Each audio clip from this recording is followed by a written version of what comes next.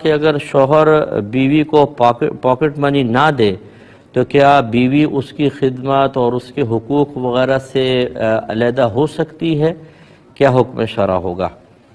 دیکھیں، شوہر پر نان نفقہ لازم ہوتا ہے۔ نان نفقے میں ہوتا ہے رہائش، کھانا پینا، لباس۔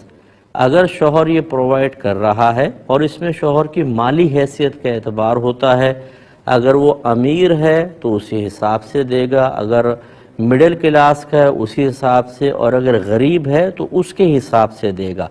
تو لہٰذا اگر کوئی غریب شوہر ہے وہ بیوی کو اتنا ہی دے رہا ہے جتنے اس کی حیثیت ہے تو بس یہ نان نفقہ دینا اس پہ واجب تھا۔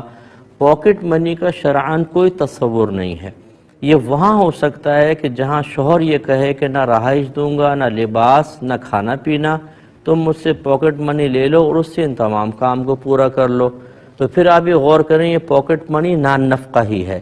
لیکن جہاں نان نفقہ علیحدہ ہے تو پھر پاکٹ منی وغیرہ کا کوئی تصور نہیں ہے، اور اس پاکٹ منی کو بنیاد بنا کر اگر کوئی عورت اپنے شوہر سے معاذاللہ تلخ کلامی کرتی ہے، بدتمیزی کرتی ہے، روڈلی رویہ کر لیتی ہے، یا حقوق زوجیت کی ادائیگی کا انکار کرتی ہے تو یقیناً وہ گناہ کبیرہ کی مرتکبہ ہے، اور حقیقتاً پھر وہ اس کو شوہر نہیں سمجھ رہی بلکہ ایک بزنس مین سمجھا ہے۔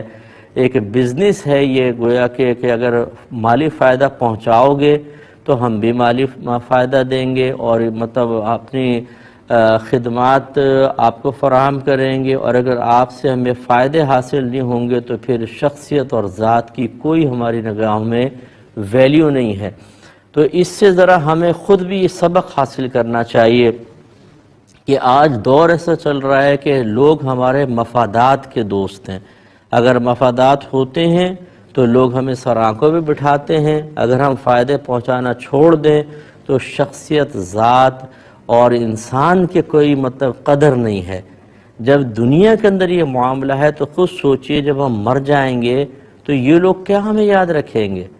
تو اس لیے پھر اپنی آخرت کی کیوں نہ انسان فکر کرے۔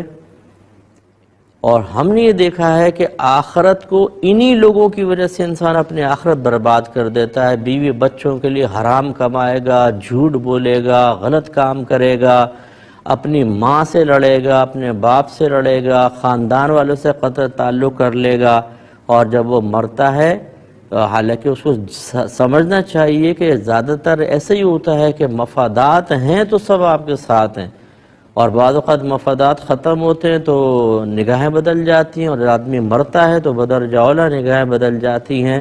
پھر آدمی اپنی سزا بھگتتا رہتا ہے کہ یار ان کے لیے میں نے حرام کام کیا، اور اب ان کے پاس اتنی بھی فرصت نہیں ہے کہ ہاتھ اٹھا کر دعائیں مانگے۔ تو ایسے مطلب یہ کہ معاملات میں توجہ رکھنی چاہیے اور ہمیں درس حاصل کرنا چاہیے۔